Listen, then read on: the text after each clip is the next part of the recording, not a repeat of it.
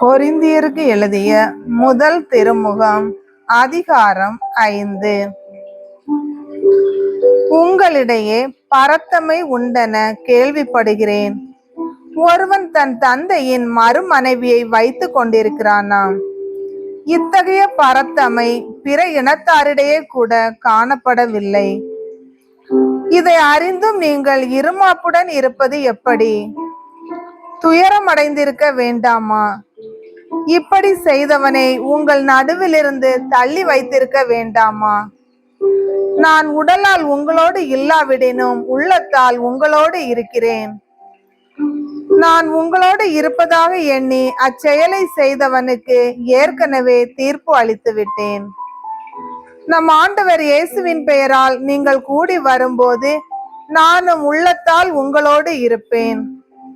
அப்போது நம் ஆண்டவர் இயேசுவின் வல்லமையோடு அத்தகையவனை சாத்தானிடம் ஒப்புவிக்க வேண்டும்.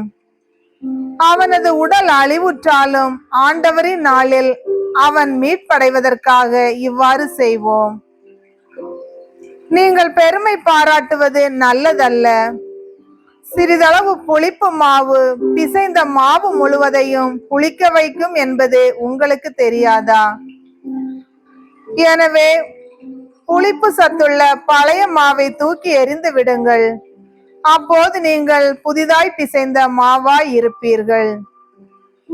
உண்மையில் நீங்கள் புளிப்பற்ற மாவாய்தான் இருக்கிறீர்கள்.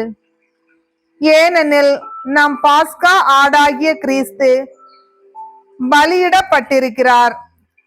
ஆகையால் பழைய புளிப்பு மாவை தவிர்க்க வேண்டும்.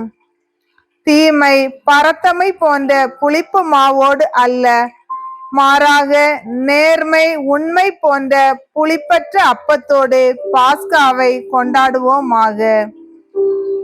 பரத்தமையில் ஈடுபடுவோருடன் உறவு வைத்துக் கொள்ள வேண்டாம் என்று நான் உங்களுக்கு என் கடிதத்தில் எழுதியிருந்தேன். ஆனாலும் இவ்வுலகில் பரத்தமையில் ஈடுபடுவோர், பேராசையுடையோர், கொள்ளையடிப்போர், சிலைகளை வழிபடுவோர் ஆகியோரை பற்றி நான் பொதுவாக எழுதவில்லை. அப்படியானால் நீங்கள் இவ்வுலகை விட்டே வெளியேற வேண்டியிருக்குமே. உங்கள் நடுவில் சகோதரர் அல்லது சகோதரி என்னும் பெயரை வைத்துக்கொண்டு பரத்தமையில் ஈடுபடுபவராகவோ, பேராசையுடையவராகவோ, சிலைகளை வழிபடுகிறவராகவோ, பழி தூற்றுகிறவராகவோ, குடி வெறியராகவோ, கொள்ளையடிப்பவராகவோ இருப்பவர்களோடு உறவு வைத்துக் கொள்ள வேண்டாம் என்றுதான் உங்களுக்கு எழுதியிருந்தேன். அவர்களோடு உணவருந்தவும் வேண்டாம். திருச்சபைக்கு வெளியே இருப்பவர்கள் குற்றவாளிகள் என நான் ஏன் தீர்ப்பளிக்க வேண்டும்? கடவுளே அவர்களுக்கு தீர்ப்பளிப்பார். உள்ளே இருப்பவர்களுக்கு நீங்கள் தானே தீர்ப்பளிக்க வேண்டும். ஆகையால் அத்தீயவனை உங்கள் நடுவிலிருந்து தள்ளி வையுங்கள்.